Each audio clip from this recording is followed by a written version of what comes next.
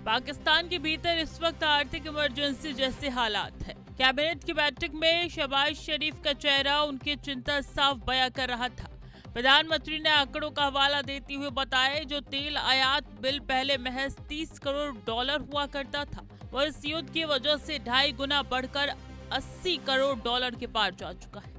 विदेशी मुद्रा भंडार की कमी से जूझ रहे पाकिस्तान के लिए ये किसी बड़े झटके से कम नहीं है। हालात ये हैं कि देश में पेट्रोलियम की खपत में भारी गिरावट दर्ज की गई है, क्योंकि आम जनता की पहुंच से ईंधन बाहर होता जा रहा है। सरकार ने एक विशेष टास्क फोर्स तो बना दी है, जो पल पल पर रिपोर्ट दे रही है, लेकिन सवाल यही है कि खाली खजाने के साथ पाकिस्तान इस वैश्विक दबाव को कब तक झेल पाएगा।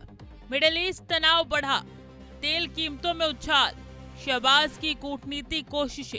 आर्थिक तबाही के बीच शहबाज शरीफ ने अपनी पीठ थपथपाने का कोई मौका नहीं छोड़ा। उन्होंने दावा किया है कि अप्रैल के महीने में इस्लामाबाद ने अमेरिका और ईरान के बीच गुप्त वार्ताओं की मेजबानी की। शरीफ ने इसे अपनी सरकार और सेना की एक बड़ी रणनीति कामयाबी करार दी। दिलचस्प बात यह रही कि इस पूरी प्रक्रिया में पाकिस्तान के आर्मी चीफ जनरल असीम मुनीर और विदेश मंत्री इराक डार की सक्रियता को विशेष तौर पर रेखांकित किया गया है। पाकिस्तान खुद को दुनिया के सामने एक ऐसा पीस मेकर के रूप में पेश कर रहा है, जो परमाणु शक्ति संपन्न होने के साथ साथ क्षेत्रीय स्थिरता का भी हिमायती है। लेकिन क्या अमेरिका और ईरान जैसे दो ध्रुव विरोधी वास्तव में पाकिस्तान की जमीन पर एक दूसरे पर भरोसा करने को तैयार है? पाकिस्तान की कोशिशों को उस वक्त गहरा धक्का लगा जब ईरान ने अमेरिकी प्रतिनिधियों से सामने आने बैठने पर इनकार कर दिया। तेहरान के सरियल रुख के बाद डोनाल्ड ट्रंप प्रशासन ने भी कड़ा रुख अपनाते हुए अपने वार्ताकारों की इस्लामाबाद यात्रा को आखिरी वक्त पर रद्द कर दिया। अमेरिका का संदेश साफ था, अगर ईरान बातचीत के लिए गंभीर है तो उसे सीधा संपर्क करना होगा। हालांकि इस तनाव के बीच ईरान ने एक नया 3 चरणीय प्रस्ताव मेज पर रखा है। इसमें युद्ध विराम और सामरिक रूप से महत्वपूर्ण हॉर्मुज जलडमरू मध्य को खोलने की बात तो है, लेकिन परमाणु कार्यक्रम जैसे संवेदनशील मुद्दे को फिलहाल ठंडे बस्ते में डाल दिया गया है। यह प्रस्ताव शांति की उम्मीद तो जगाता है, पर वॉशिंगटन की शर्तों पर कितना खरा उतरता है, ये बड़ा सवाल है।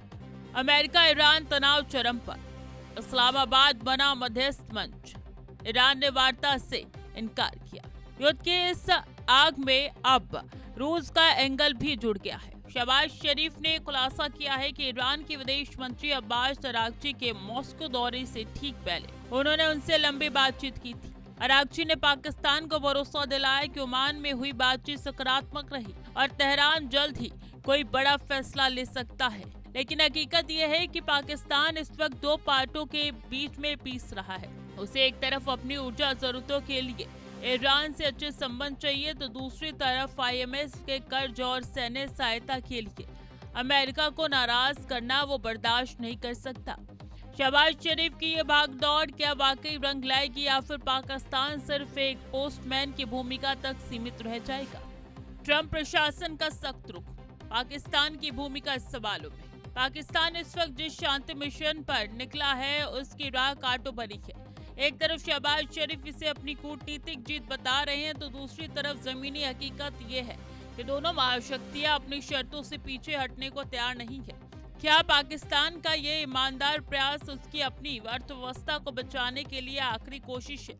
और सबसे बड़ा सवाल, क्या डोनाल्ड ट्रंप का अगला कदम पाकिस्तान की इस मध्यस्थता को स्वीकार करेगा, या फिर इस्लामाबाद पर और कड़ा आर्थिक दबाव बनाएगा? मिडिल ईस्ट की ये बिसात अब केवल 2 देशों की जंग नहीं, बल्कि पाकिस्तान के अस्तित्व की लड़ाई भी बन चुकी है।